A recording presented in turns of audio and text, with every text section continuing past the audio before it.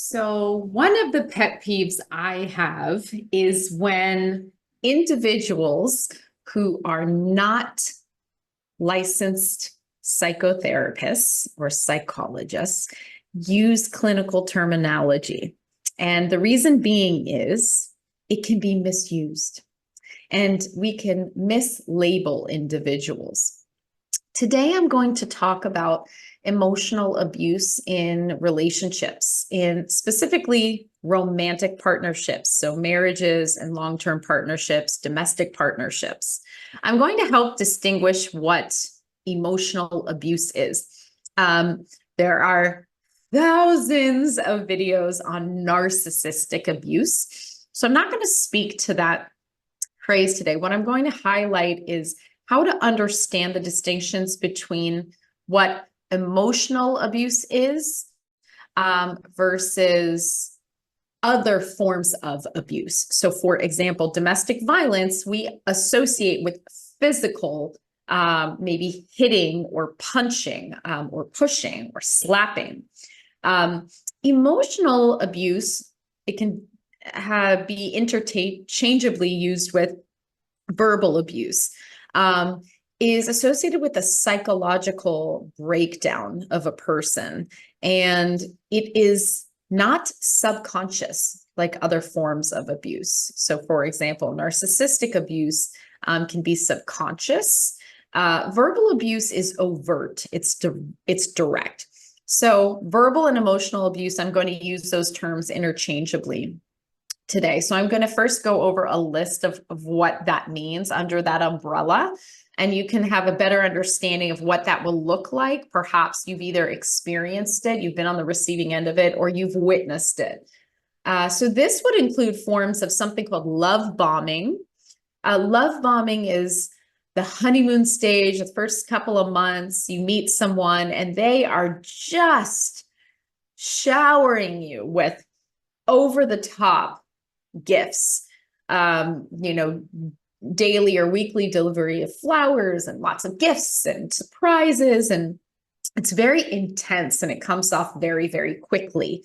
So these are typically the individuals who are insisting on, moving in very quickly together, perhaps, moving very quickly in the relationship. And what I always tell people is, when someone is applying pressure, that implies that there's a sense of urgency. When a person is more patient, that implies that the person feels secure and that they trust that there will be a process of getting to know one another. So, a part of love bombing is showering a person with so much attention that it builds a sense of intensity to the extent to which the person constantly wants to be involved with you, attached to you, have time with you, see you, and showering you with kind of over the top gifts. Another form of abuse in that process is something called gaslighting. There's a separate video on that. But gaslighting is intentional. It's designed to create doubt in a person so that the person over time trusts themselves less and less.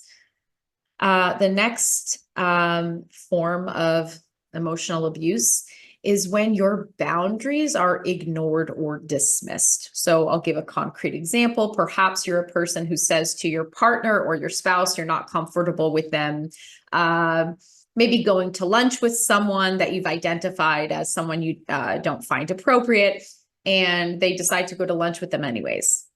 Another example might be that Wednesdays at 7 p.m. is your alone time. That's your time to decompress or take a class or do something that you enjoy. But this person is often insisting that they see you. They don't respect the fact that that's your designated time. So those are examples. Projecting is another form of emotional abuse. That's when an individual will engage in a behavior in which they'll accuse you of something that they themselves may not be aware of they're actually doing. So for example, I might project onto my partner or my spouse that they are so insecure. They're just insecure. But perhaps that's something I struggle with, but I'm not actually aware of that. But that it's not that it's a subconscious form of abuse, it's overt because they're still projecting a judgment onto you. Another form of emotional abuse is nitpicking. So nitpicking is when we will find little patterns, possibly our partner, spouse's idiosyncrasies, maybe their likes or their hobbies, or maybe something of interest to them. And, over time, we start to make little jabs. Perhaps I say, tennis is for people who just don't have real hobbies. That would be an example. Or perhaps I see the way they cut their food and I say, why do you hold your fork like that? That's weird. So nitpicking is a form of abuse because it over time results in our partner or our spouse decreasing their sense of confidence and security within themselves, resulting in a profound amount of insecurity and self-doubt, which results in more power over that person psychologically and emotionally. Another form of abuse is shifting responsibility and blame. So that's basically engaging in the pattern of avoidance. And that's when instead of the person being able to look at themselves and self-reflect, they immediately lash out and deflect and attack you instead. So for example, if I'm confronted because I lied again about using drugs, if I don't want to be confronted with that information because I'm not ready to face it, I'll lash out and deflect and I'll say, you're the one who always spends money on your gambling addiction. So I'll make it about shifting blame instead of taking accountability. Another form of emotional abuse is engaging in subtle patterns in which result in me creating either an unstable or unpredictable either living environment or relationships. So perhaps I, tell my spouse that I'm going to begin school, and then a week later I've decided that I'm quitting my job and I'm going to start a different career.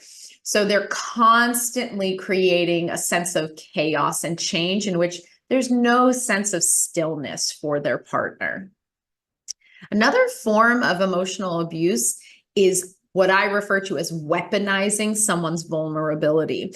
That refers to using the sensitive pieces of information that our partner or spouse has shared with us in moments of softness, moments of tenderness, and utilizing it during an argument or when we're feeling uncomfortable. We lash out at them and weaponize that information. So for example, if my spouse or partner has ever said something in confidence, such as perhaps they shared in childhood, one of their parents was always overfeeding them. Perhaps in a future argument, if I'm trying to make my spouse feel bad about themselves, I'll say, well, the reason why you're so overweight is because your father was always overfeeding you growing up. So it can seemingly come out of nowhere. So in a moment, I'm making that person even more vulnerable. And it's a sense of betrayal that gets activated. So these are just some forms of abuse. More overt forms of abuse are name calling, raising your voice when yelling and saying unkind things, something called stonewalling, where a person either turns their back on you or walks out of the room or closes a door on your face. Another form of abuse is when you're asking a question to your spouse or partner in a kind, respectful manner, and they give you the silent treatment. So these are all different forms of emotional abuse.